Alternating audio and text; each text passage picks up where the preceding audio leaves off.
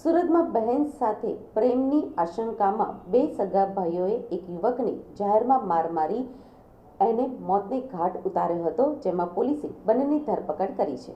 સુરતના લિંબાયત વિસ્તારમાંથી બહેન સાથે પ્રેમ સંબંધના વહેમમાં એક યુવકની જાહેરમાં હત્યા કરાઈ હતી.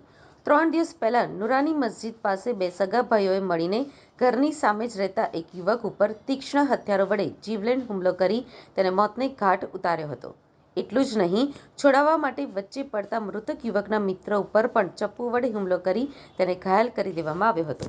આ ખૂની ખેલ ખેલ્યા બાદ બંને ભાઈઓ સ્થળ ઉપરથી ભાગી છૂટ્યા હતા. ત્યારે લિંબાયત પોલીસે 2 દિવસ બાદ હત્યા કરનાર બંને સગા ભાઈઓની ધરપકડ કરી કાયદેસરની કાર્યવાહી હાથ ધરી છે. સુરતના લિંબાયતના નુરાની મસ્જિદ પાસે 3 દિવસ પહેલા શહેબાઝ અસલ ખાન કાજી નામના યુવકની હથિયાર વડે હત્યા કરવામાં આવી હતી. આ સાથે જ તેના મિત્ર ઉપર પણ હુમલો કરી તેને ગંભીર રીતે ઇજાગ્રસ્ત કરવામાં આવ્યો હતો. પોલીસે આ ઘટનામાં હત્યા કરનાર બે સગા ભાઈની ધરપકડ કરી છે. પોલીસે શહેબ અસલમ ખાનની સામે રહેતા સમીર ઉર્ફે સમીર મર્દાનગી અને તેનો નાનો ભાઈ આમીન કાલુની ધરપકડ કરી કાયદેસરની કાર્યવાહી હાથ ધરી છે.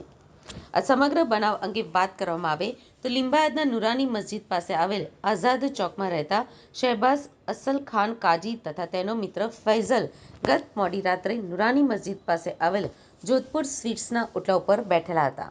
ત્યારે આરોપી બે ભાઈઓ સમીર ઉર્ફે સમીર મર્દાનગી અને આમીન કાલુ તીક્ષ્ણ હથિયારો લઈને ત્યાં ઘસી આવ્યા હતા.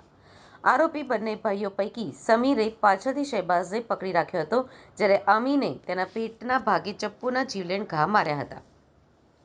એટલું જ નહીં, મિત્ર ફૈઝલ છોડાવવા માટે વચ્ચે પડતા બંને ભાઈઓ મિત્રને પણ પેટ અને હાથના ભાગે ચપ્પુના ઘા માર્યા હતા.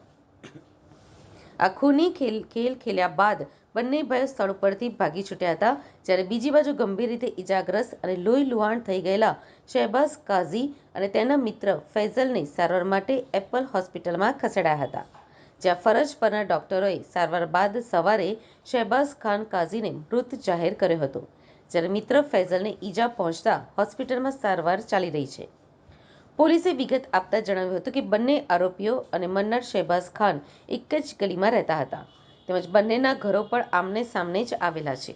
તે દરમિયાન આરોપીઓને એવી શંકા હતી કે તેઓની બહેન અને મન્નર શહેબાઝ વચ્ચે પ્રેમ સંબંધો છે, જેની અદાવત રાખી આરોપીઓ દ્વારા આ હત્યાની ઘટનાને અંજામ આપવામાં આવ્યો હતો.